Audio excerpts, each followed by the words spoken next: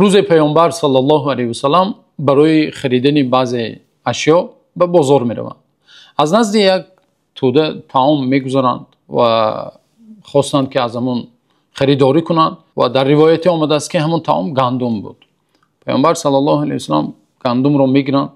وقتی دست مبارک پیامبر صلی الله علیه و سلام به درون گندم میفرایند، میبینند که گندم تر است، از زیر گویا پوسیدگی است، خیلی تر است. پیامبر صلی الله علیه و سلام در تعجب میکنند، میگن این چه است؟ میگن یعنی مال تو از تک تر است. و فروشنده هم در خجالت میشد. پیامبر صلی الله علیه و سلام فریب او رو کشف کردند. در حال میگوید که اصابته السمع یا رسول الله، یا رسول الله در زیر باران مانده است، تر شده است. پیامبر صلی الله علیه و سلام آیا همون بهانه ای که آن مرد کرد، آیا پیامبر صلی الله علیه و سلام چشم پوشیدند؟ هرگز.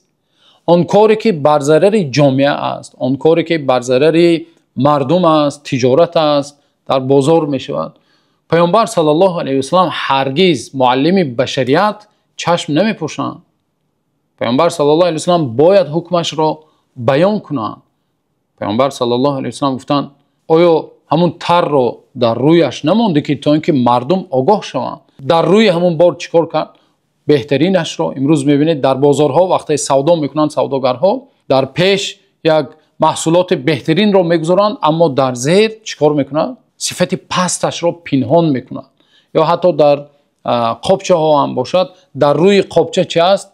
صفت خوشرو زیبا میمانند، اما در زیر صفتش پست یا پوسیدگی است یا ویران شدگی است، آن را پنهان میکنند متاسفانه. پیامبر صلی الله علیه و سلام گفتند اگر باران رسیده باشد و تر شده باشد بگذار مردم دانند، در زیر مانده آن را پنهان نکن. سپس پیامبر صلی الله علیه و سلام در همینجا سخنی خیلی خطرناک گفتند. پیامبر صلی الله علیه و سلام گفتند من غش فلیس منی.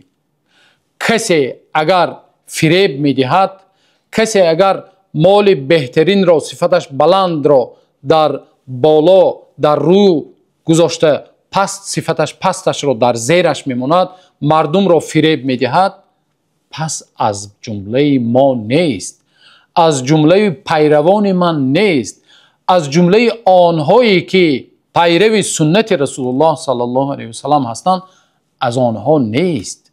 پیامبر صلی الله علیه و سلام در اینجا نگفتند که هر کس که فریب میدهد این کارش حرام است، نه، از آن هم جمله خطرناک فلیس منی و در روایت دیگر فلیس منه، از جمله من نیست، یعنی از جمله پیروان من نیست، و یا در روایت دیگر از جمله ما مسلمان ها نیست گفتند پیامبر صلی الله علیه و سلام. و این حدیث صحیح است، در صحیح مسلم روایت شده که هست. برای چی پیامبر صلی الله علیه و سلام اینقدر در فریب دادن مردم سخت ایستادند؟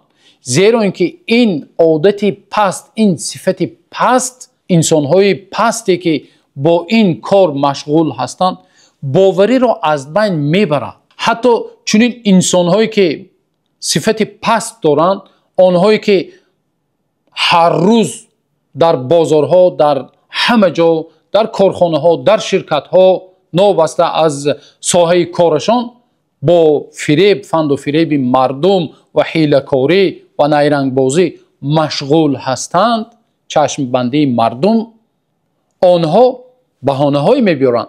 چنانه که آن نفر به پیامبر صلی الله علیه و سلام گویا روی خودش را سفید کرده، و پیامبر صلی الله علیه و سلام گفت باران رسیده است، گفت از همون حالتی که حالت ناگواری برآمدن خواست. امروز آنها اکثریت همون نفرایی که میگوید برای چی مردم را فریب میدهی، میگوید امروز مردم به سخن راست باور نمیکنن، تا فریب ندهی پول کار کرده نمیتونی، همه همین کار را میکنن. او برادر عزیز تصور کن، تو مردم را فریب میدهی، خودت میری گوشت میخری، همون قصاب بجای گوشت حلال برایت گوشت خر رو فروشد، آیا خرسند میشوی وقتی میفهمی؟ یا از این هم بدتر، مثلا وقتی یک نفر، همون نفرایی که مردم رو با مردم فند و فریب و با حیله کاری و نیرنگ بازی مشغول هستند و باز میگویند که امروز همین کار را نکنی، یعنی مردم را فریب ندهی، مال به دست آورده نمیتوانی، کارت پیش نمیرود، آنها با همین چیز خودشان را، روی خودشان را سفید میکنند. تصور کن انسان فریبگر وقتی ازدواج میکنی، یک نفر دختری که باکره نیست، باکره گفته برایت گذراند، چی میشوی؟ بنابراین پیامبر صلی الله علیه و سلم گفتند لا یؤمن احدکم حتی یحب لاخیه ما یحب لنفسه. هرگز ایمان یک از شما کامل نمیشود تا آن زمانی که آن چیزی که برای خودش دوست می‌دارد برای برادرانش دوست دارد. تو نمیخواهی که یک نفر تو را فریب دهد. کی میخواهد که او را یک نفر فند و فریب دهد؟ پس برای چی دیگران را فریب میدهی؟ و آنهایی که میگویند تا فریب ندهی امروز پول کار کردن نمیتوانی یا صاحب مال نمیشوی، آنها دروغ میگویند. واقعا برعکس وقتی تو یک نفر را فریب داده همون مالت را میفروشی، تو برد نکردی، برعکس تو بای دادی، همون نفر گشته هرگز به نزد تو نمیبیاید. امروز تصور کنید شرکت های هست که برعکس به همین حدیث پیامبر صلی الله علیه و سلم عمل کرده، امروز سرمایه آنها تریلیون ها است. مثلا یک شرکتی که چیپ میبرد، شرکت انویدیا امروز سرمایه گذاری این شرکت ابرقدرت 4 تریلیون رو گذشته است. یعنی شما تصور کنید از ووپی 150 کشور، 150 دولت سرمایه گذاریش بزرگتر است. آیا آنها با فریب و با مردم فریبی و با نیرنگی به همین قدر بزرگی و ابرقدرتی رسیدن؟ نه، برعکس آنها همین شرکت هایی که با باوری مردم توانستند باوری مردم را به دست بیارند، شرکت مایکروسافت، شرکت اپل، این انویدیا، مایکروسافت، اپل، اینها 3 شرکت ابرقدرت ترین هستند که نصف زیادی ثروت دنیا در سرمایه گذاری همین شرکت ها است. یعنی توانستند باوری مردم را به دست بیارند. بنابراین هر نفری که میگوید امروز فند و فریب نکنی پول به دست آورده نمیتوانی، ثروت به دست آورده نمیتونی، دروغ گفته است. زیرا اینکه پیامبر صلی الله علیه و سلم 1400 سال قبل ما و شما را خبر داده گفتند که چنین نفر از جمله مسلمان ها نیست و از جمله پیروان پیامبر صلی الله علیه و سلم نیست و از زندگی او، از کار او، از تجارت او الله تعالی برکت را میگیرند. و امروز ببینید همون نفرهایی که با فند و فریب مردم مشغول هستند در زندگی آنها برکت دیده نمی شود، برکت وجود ندارد. و متاسفانه همین راه های فریب امروز نه فقط در بازار یا نه فقط در بعضی کارخانه های معیده، امروز با ترقیات زمانه متاسفانه راه های فریب هم ترقی یافته ایستاده است. مثلا به تلفن موبیلی شما یک پیامک می‌باید، وقتی شما آن پیامک را می‌دارید همه حساب های بانکی شما، هر مبلغی که در تلفن شما است همه‌اش یک و یک باره با همون پیامک را درآمدن یا خواندن چی می‌شود؟ همش می‌رود. یعنی هر راه و وسیله امروز انسان هایی که با همین فند و فریب مشغول هستند هر یک راه های نو به نو روز تا روز با ترقیات تکنولوژی امروزه باز آنها ترقی کرده ایستادند. خب سوال به میان می‌آید که چی باید کرد که تا اینکه انسان نه دیگران را فریب دهد و همچنین خودش هم فریب داده نشود، دیگران او را فریب ندهند. اول تا اینکه دیگران را فریب ندهد انسان باید یک کمینش از الله تعالی بترسد. ما و شما که الحمدلله بنده مؤمن و مسلمان هستیم، ایمان خود را باید چیکار کنیم؟ قوی کنیم. و همچنین این دوستان عزیز این برای ما و شما ارزش است. ببینید همون شرکت هایی که مثال آوردیم آنها شرکت های مسلمان ها نیست. امروز دولت های غیر مسلمانی ارزش دارند برای خود، یعنی هر یک شرکت، هر یک فرما ها cennet دارند برای خودش. همون ارزش، همون cennet هایی که در خودش هست، مقصد آنها چی است؟ به دست آوردن باز مبلغ زیاد و دنیا را به دست آوردن.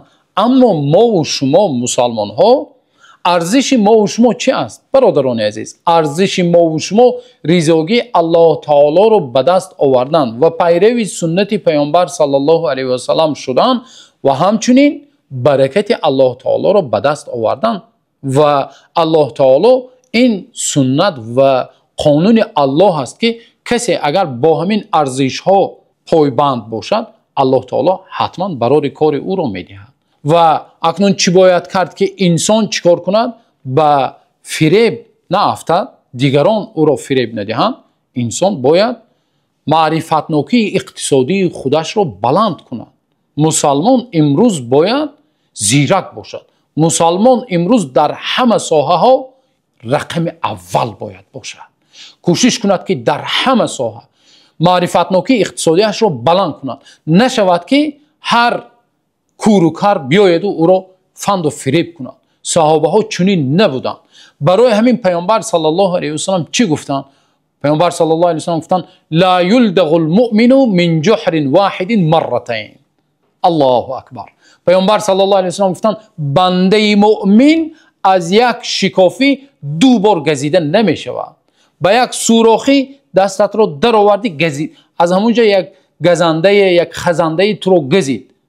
آیا معقول است؟ آیا درست است که بار دیگر باز همون انگشتان خود را به همون سوراخی دستانت را باز دراری؟ نه، هرگز. بنابراین بنده مؤمن باید زیرک، باید عاقل باشد و باید در همه ساحه رقم اول کوشش کند، رقم اول باشد. برای همین معرفتناکی اقتصادی خود را ما باید چیکار کنیم؟ بلند کنیم. الله تعالی را دعا کنیم که الله تعالی جامعه ما را جامعه بهترین، جامعه پاکیزه، جامعه که دور از فند و فریب و مکر و نیرنگ بازی و حیله‌گری، و الله تعالی ما و شما اهل ایمان را عزیز و همیشه پیش‌صف و رقم اول بگرداند. تا نوار آینده الله نگهبانتان باشد.